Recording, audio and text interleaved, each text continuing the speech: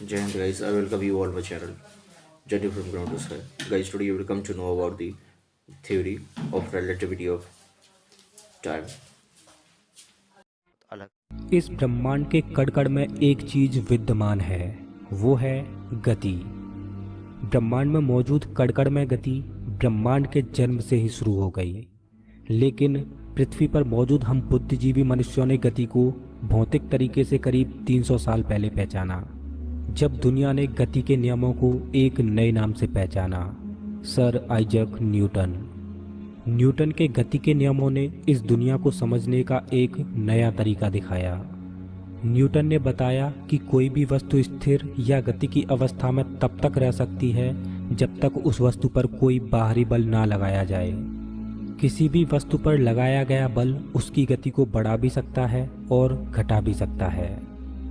लोगों ने गति को तो समझा, लेकिन अब एक समस्या सामने आई कि इस गति का निर्धारण कैसे किया जाए।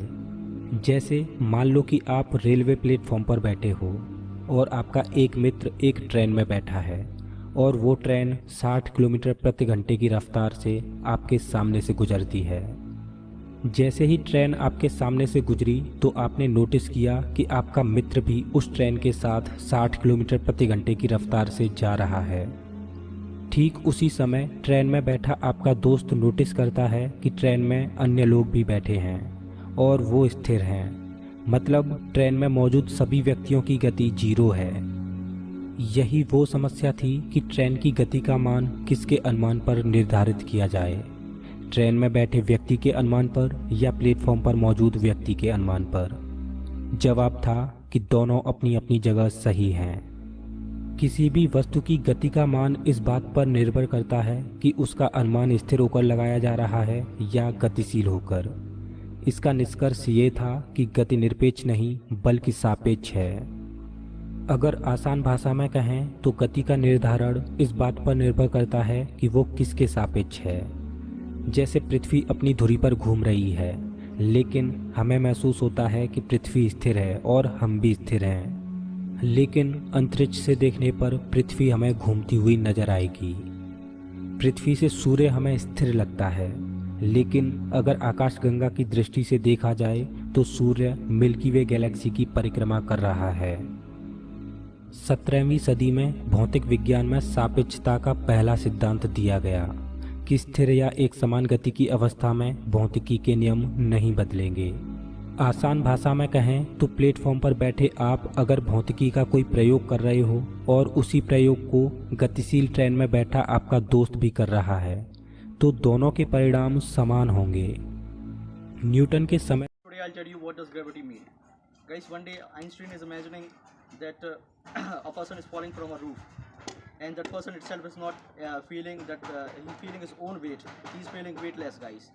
So after imagining this situation, he had done an experiment, guys. He had done an experiment by this bottle. He doesn't holes into it, guys. As you can see, water is spraying out. As you can see, guys, water is spraying out by this bottle. And why this bottle water is spraying out? Because the gravitational force of earth is pulling the water downward, guys. Else the another side, if I'll show you that I'll drop this bottle downward, then the water will not get sprayed out, and the water will not feel gravity no longer there. As you can see, guys,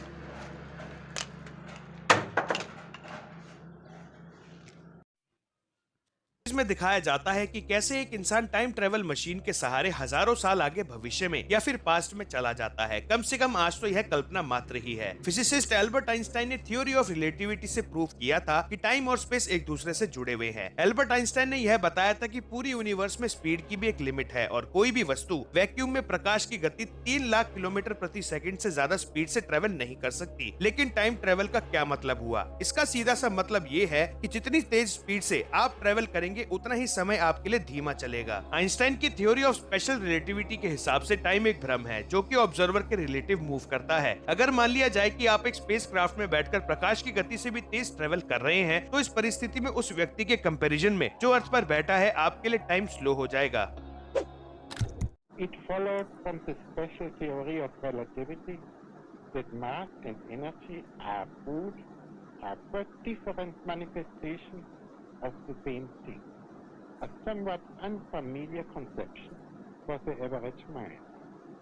Furthermore, the equation E is equal mc square, in which energy is cut equal to mass multiplied with the square of the velocity of light, showed that very small amount of mass may be converted into a very large amount of energy, and vice versa. The mass and energy were in fact equivalent, according to the formula mentioned above. This was demonstrated by Cochran and Walton in 1932 experimentally. इस relativity of time की जो theory है उसको सर्वप्रथम जो है रामानंद सागर जी का जो सीरियल है श्री कृष्णा, उसके जो भाग 2 है, भाग 2 में आप देख सकते हैं कि जो रिलेटिविटी ऑफ थ्योरी का सिद्धांत है किस तरीके से उन्होंने बताया है। तो गाइस आप उसको देख लीजिएगा, भाग 2 कृष्ण लीला का भाग 2 है, उसमें आपको पता चल जाएगा रिलेटिविटी ऑफ थ्योरी का सिद्धांत के बारे में, क्लियरिटी मिल जाएगी आपको गाइस।